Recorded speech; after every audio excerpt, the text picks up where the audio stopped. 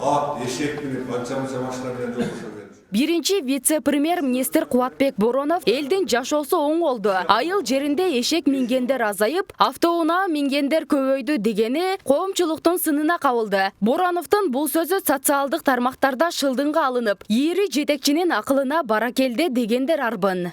Салыштырып көрсөңүздөр, мындан 10 жыл мурун айылга жолугушууга барганда ат, эшек менен канча машина менен жолугуша беришет.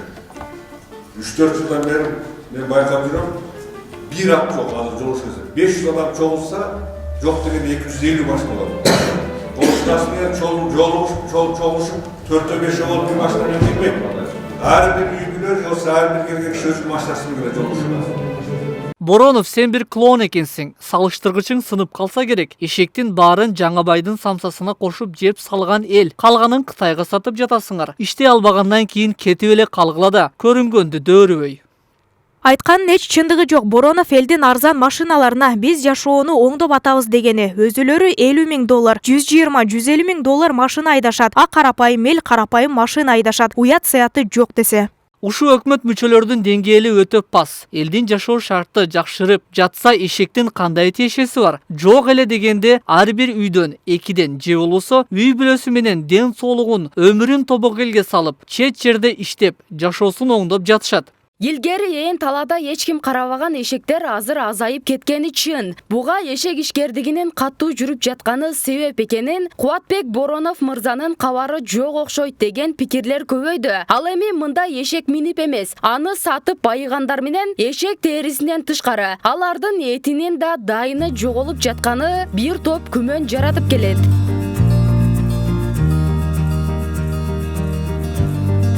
Чек ара чыры көтөрүлүп жаткан учурдагы Бороновдун элдин жашоосу жакшырганын, эшек минбей калуу менен салыштырып айтканы ошентип ордун тапкан жок. Негизи аткаминер бул сөздү жакшы ойдо айткан болсо да, эл туура эмес түшүнбөдү көрүнөт. Анда чиновниктердин айыл калкы менен жолугушуулары, дежурныйлардын чакыруулары менен эле өтө турганы тууралуу терс пикирлер болуп келет.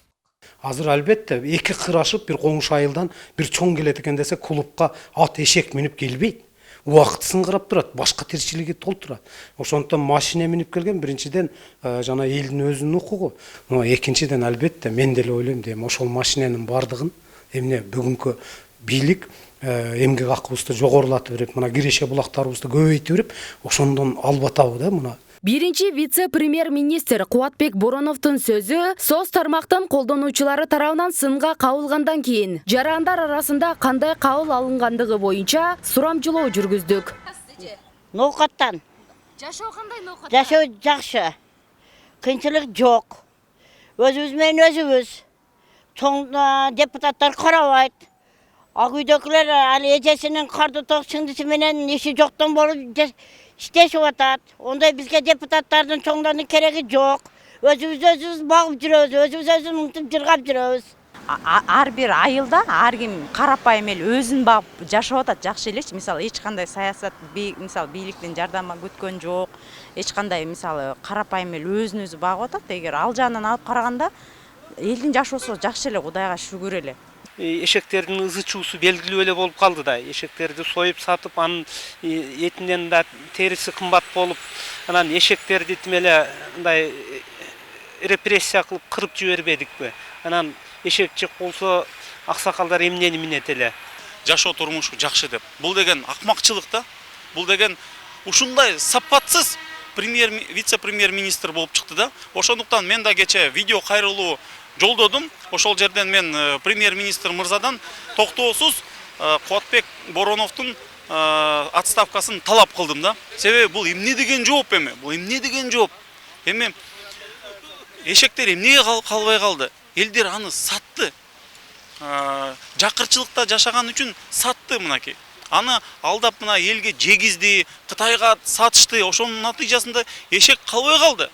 Жакында айылдын тургундары ит минет, эшек жок болгондуктанчы. Эске салсак, Кубатбек Боронов 2019-жылдын башында биринчи вице-премьер-министр кызматына дайындалган. Андан бери орчунду делген чек ара маселеси боюнча анын аракеттеринен майнап чыкпай жатканы айтылып келе жатат. Жүрөктөн чыкты. Биз ошону Бактыгүл Мирадилова, Белек Мусаев, Нур Ньюс. жарынбай ар кайсы коомдорго, ар кайсы уюмдарга, ар кайсы